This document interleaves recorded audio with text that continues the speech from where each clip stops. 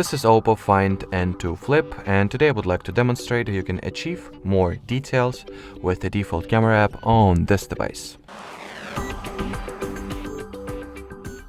So basically, to put it in simpler terms, today I will demonstrate how you can increase the resolution in which your photos are taken, or improve the resolution value, or show how you can enter the high resolution camera mode.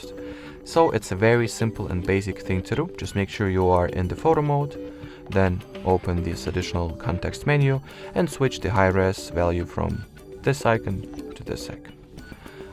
Now, as you can see, all the pictures that I will shoot will be taken at 50 megapixels of resolution. Now I will take two photos and compare their resolutions to you. So the one with the logo was the high res one. So basically, let's start with the regular resolution and see what is the resolution or dimensions for it. So as you can see, it's roughly 3K by 4K pixels.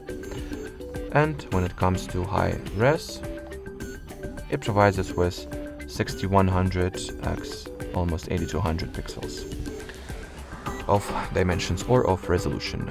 The high res mode though comes with a little downside. As you can see, this picture takes 3.3 megabytes of space and the high res one will take 8.2.